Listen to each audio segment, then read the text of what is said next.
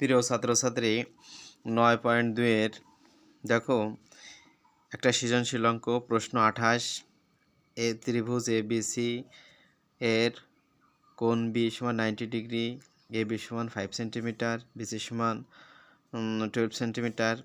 দেখো এখানে ক নম্বরে দেওয়া আছে যে AC এর দৈর্ঘ্য নির্ণয় করো। খতে দেওয়া আছে কোণ C থিটা হলে সাইন থিটা প্লাস কস থিটার মান নির্ণয় করো। গ নম্বরে উদ্দীপকের আলোকে দেখাও যে sec square plus cosec square সমান sec square into cosec square দেওয়া আছে। দেখো সেই ক্ষেত্রে আমাদের যে কাজটা আমরা একটু কীভাবে করব এটা একটু দেখে নিই। দেখো এখানে আমি কিন্তু সম্পূর্ণ অঙ্কটা কিন্তু আমি নিজে করে নিচ্ছি, নিজে কি কমপ্লিটলিভাবে করে নিছি। কেন করে নিছি? এখানে যে অঙ্কটা সৃজনশীল অঙ্ক, এই কারণে যাতে কাটাকাটি না হয় এই কারণে সম্পূর্ণ অঙ্কটা করেছি। দেখো ক নম্বর আছে সমাধান দেওয়া আছে ABC, আমরা জাস্ট মানটা বের করে। দেখো এখানে AC এর দৈর্ঘ্য নির্ণয় করতে বলছে। যখন AC এর দৈর্ঘ্য নির্ণয় করতে বলছে তখন আমরা সেটা সম্পর্কে অবশ্যই ধারণা আমাদের আছে যে অতিভুজের মান বের করতে বলছে।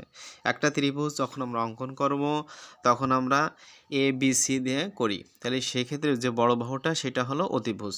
আর অতিভুজ বের করতে গেলে আমাদের যে পিথাগোরাস যে সূত্র আছে সম্পূর্ণ সূত্রটা আমরা কমপ্লিটলি বসায় দিতে পারবো। দেখো আমি চিত্রটা কি করব। দেখো আমি চিত্রটা নিচ্ছি ABC। ওখানে কিন্তু খ নম্বর একটা প্রশ্ন করছে যে থিটা কোণ C ধরা হয়েছে। দেখো তাহলে থিটা কোণ যেটা ধরবো তার বিপরীত বাহুটা হবে কি বলো? লম্ব। আর নিকটবর্তী বাহুটা হবে ভূমি বা সন্নিহিত বাহু।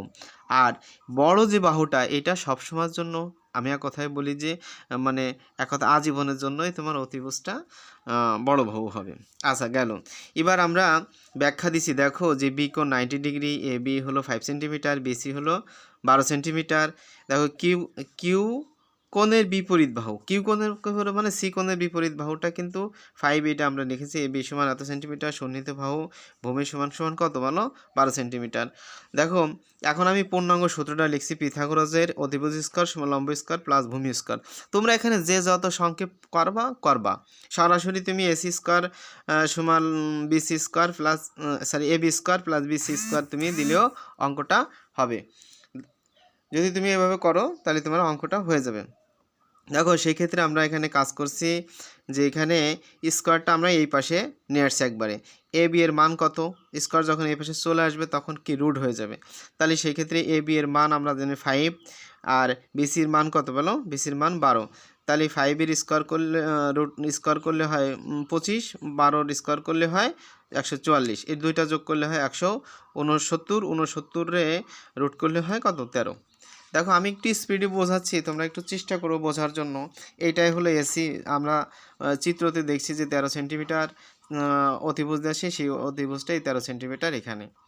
দেখো তোমরা কিন্তু প্রশ্ন করতে ভুলো না, যদি কোনো প্রকারের প্রশ্ন থাকে তোমরা করে নিও। দেখো আমি পরবর্তী অঙ্কটা যাচ্ছি, আমাদের পেজ শেষ হয়ে গেছে।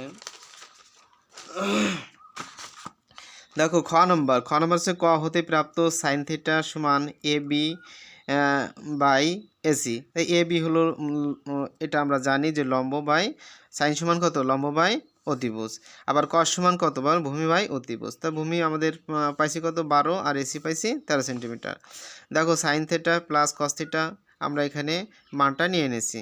দেখো আমরা সাইন পাইছি 5/13, আর এখানে পাইছি কত? 12/13। এটা লসাগু আকারে করলে পরা দেখো আমরা 13 নিছি।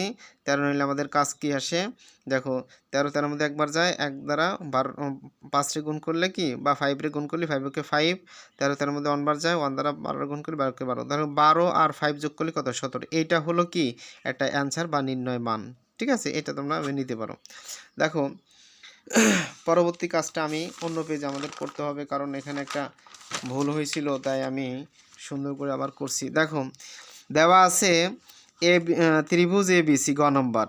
দেখো বি কোণ সমান 90 ডিগ্রি। এই যে ব্যাখ্যাটা এটা কিন্তু তোমাদের পূর্বের ব্যাখ্যা, এটা তোমরা না দিলেও পারো। সেক্ষেত্রে আমরা দেখি এখানে মান দিয়ে দিচ্ছি যে সেক সমান আমরা জানি যে কসের বিপরীতটা কস সাধারণত আমরা জানি যে ভূমি বাই অতিভুজ। আমরা এখানে তাহলে বিপরীতটা কসের বিপরীত সেক আর সাইনের বিপরীত কসেকটা, এটা আমরা মান বসাইছি। দেখো বাম পক্ষ sec square plus cosec square sec square, এই যে আমরা মান বসাইছি, কসেক স্কোয়ারের মানটা আমরা বসাই দিছি। এখানে দেখো 144 আর 25-এর লসাগু আছে 3600, 3600-এর মধ্যে 112 যে কবার যাবে সেটা একটু গুণ। আমার কাছে আমি করছি, আমার ক্যালকুলেটর আমার কাছে নাই। দেখো এটা যে কয়বার যাবে সেটা দ্বারা এই 169 গুণ করে দিবা, যেটা রেজাল্ট এখানে বসাই দিবা, প্লাস 25 এটা যে কয়বার যাবে সেটা এটার সাথে উপরে লাভের সাথে গুণ করে দেবে, তাহলে এই রেজাল্টটা হয়।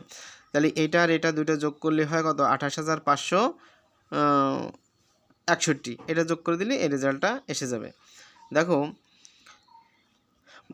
ডান পক্ষটা আমাদের দেখো সেক স্কোয়ার এ কসেক স্কোয়ার এ, তাহলে সেক স্কোয়ারের মান এটা বসাইছি, কসেক স্কোয়ারের মান এটা বসাইছি। দেখো স্কোয়ার আর রুট 13 রুট করলে কত 169, 12 স্কোয়ার করলে 144, এটার স্কোয়ার করলে এটা রেজাল্ট আসে।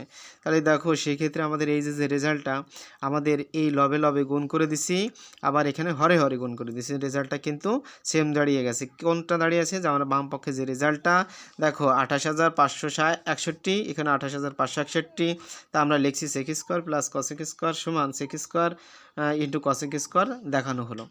দেখো এখানে যদি কোনো প্রকার তোমাদের কোনো প্রশ্ন থেকে অবশ্যই আমাকে প্রশ্ন করবা, আমি প্রশ্নের উত্তর তোমাদের দেবো। যদি কোনো ছেলে মেয়ে না বোঝো সেই ক্ষেত্রে বেস্ট অফ লাক, ভালো থাকো। আমি একটু স্পিডে বোঝাইলাম, একটু বোঝে নিও যেহেতু সৃজনশীল অঙ্ক। বেস্ট অফ লাক, ভালো থাকো।